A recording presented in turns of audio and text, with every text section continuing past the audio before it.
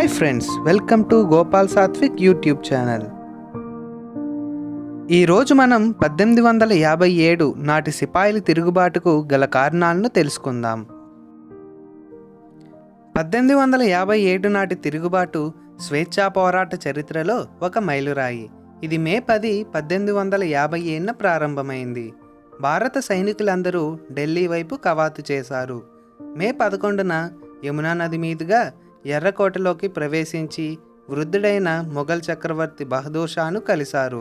ఆయనను యుద్ధానికి నాయకత్వం చేపట్టమని సిపాయిలందరూ విజ్ఞప్తి చేశారు మరియు అతన్ని షహన్షాహీ హిందుస్థాన్ అని ప్రకటించారు. సిపాయిలు ఢిల్లీ నగరాన్ని స్వాధీనం చేసుకున్నారు. చాలామంది ఆంగ్లేయులను వధించి అనేక కార్యాలయాలపై దాడి చేశారు. ఈ తిరుగుబాటు భారత సైనికులు ప్రారంభించినప్పటికీ ఇది త్వరగా దేశం మొత్తం వ్యాపించింది. సమాజంలోని వివిధ వర్గాలైన రైతులు, చేతివృత్తుల వారు, సైనికులు, విద్యావంతులు మరియు అనేక భారతీయ పాలకులు విదేశీ పాలనకు వ్యతిరేకంగా వీరోచితంగా పోరాడటానికి చేతులు కలిపారు. హిందువులు మరియు ముస్లింలు కూడి విదేశీ ఆధిపత్యాన్ని వ్యతిరేకించారు. ఈ యుద్ధాన్ని చరిత్రకారులు చాలా పేర్లతో పిలుస్తారు.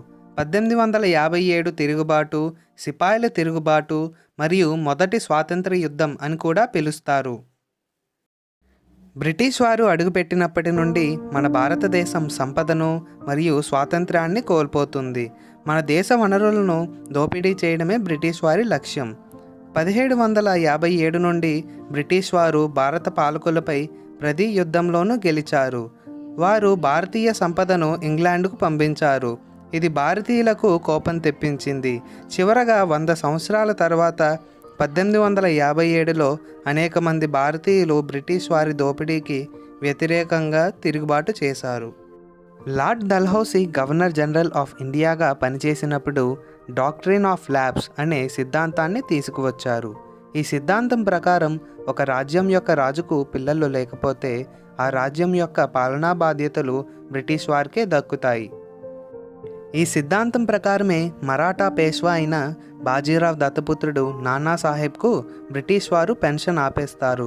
అలాగే ఝాన్సీ రాణి దత్తపుత్రుడకు రాజ్యాధికారాన్ని ఇవ్వడానికి నిరాకరిస్తారు. ఈ సంఘటనలన్నీ భారత పాలకులలో ఆగ్రహాన్ని సృష్టించింది మరియు తిరుగుబాటుకు ప్రేరణ కల్పించింది.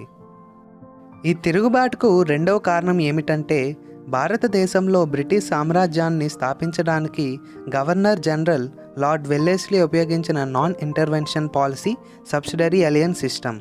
ఈ వ్యవస్థ ప్రకారం భారతదేశంలోని ప్రతి పాలకుడు బ్రిటిష్ సైన్యం యొక్క నిర్వహణ కోసం సబ్సిడీ చెల్లించవలసి ఉంటుంది. మరియు భారతీయ పాలకులు బ్రిటిష్ వారి ముందస్తు అనుమతి లేకుండా ఏ యూరోపియన్ను తమ సేవలో నియమించలేరు. ఇంకా గవర్నర్ జనరల్ను సంప్రదించకుండా వారు ఇతర భారతీయ పాలకులతో చర్చలు జరపలేరు.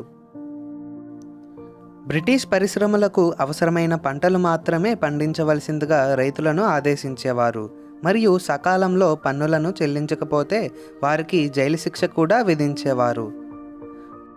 ఫస్ట్ క్లాస్ రైలు కంపార్ట్మెంట్లలో భారతీయులను ప్రయాణించడానికి అనుమతించేవారు కాదు. ఇంకా భారత సైనికులకు మరియు బ్రిటిష్ సైనికులకు మధ్య వివక్ష చూపించేవారు.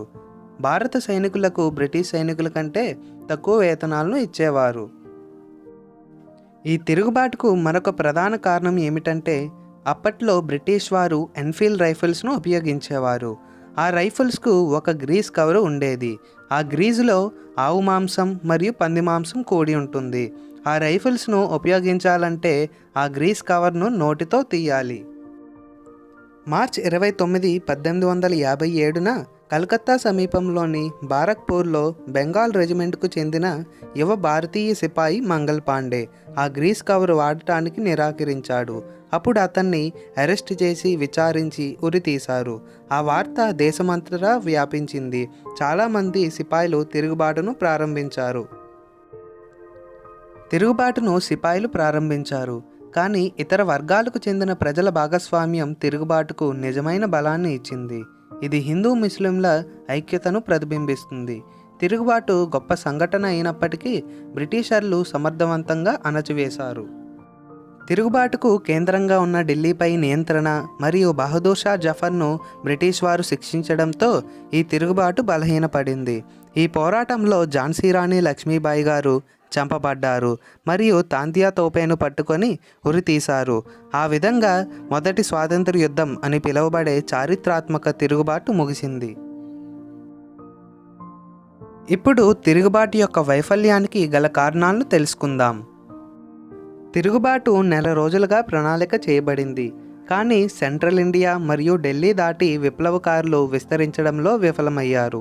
ఉత్తరాన సిక్కులు, నిజాంలు మరియు సింధులు తిరుగుబాటు చేత ప్రభావితం కాలేదు మరియు గూర్ఖాలు బ్రిటిష్ వారికి విధేయత చూపడమే కాక తిరుగుబాటును అణచివేయడంలో బ్రిటిష్ వారికి సహాయపడ్డారు. తిరుగుబాటుదారుల్లో ఐక్యత లేదు. జాతీయవాదం యొక్క ఆలోచనలు ఇంకా అభివృద్ధి చెందలేదు. భారత పాలకులు తమ సొంత భూభాగాల విముక్తి కోసం పోరాడారు మరియు మొత్తం దేశం యొక్క స్వేచ్ఛ గురించి ఆలోచించలేదు. ఈ తిరుగుబాటు తర్వాత వచ్చిన మార్పుల గురించి చూద్దాం. ఈస్ట్ ఇండియా కంపెనీ పాలన 1858 నవంబర్ 1న క్వీన్ విక్టోరియా ప్రకటనతో ముగిసింది. ఆ అధికారం బ్రిటిష్ వారికి బదిలీ అయింది. క్వీన్ విక్టోరియా భారత సామ్రాజ్ఞిగా బిరుదును పొందింది. ఇంకా భవిష్యత్తులో ఎటువంటి తిరుగుబాట్లు జరగకుండా బ్రిటిష్ వారు సైన్యాన్ని పునర్వ్యవస్థీకరించారు. పూర్తి మత స్వేచ్ఛ భారతీయులకు హామీ ఇవ్వబడింది. ఎటువంటి వివక్ష లేకుండా ఉన్నత పదవులు ఇస్తామని వారికి హామీ ఇచ్చారు.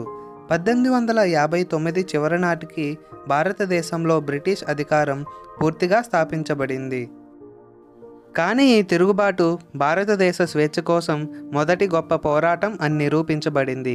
ఇది తర్వాత స్వాతంత్ర్య పోరాటాలకు ప్రేరణగా నిలిచింది. ఈ వీడియో మీకు నచ్చినట్లయితే లైక్ చేయండి, షేర్ చేయండి మరియు ఇలాంటి ఆసక్తికరమైన విషయాల కోసం మా ఛానల్ను సబ్స్క్రైబ్ చేయండి. జై హింద్.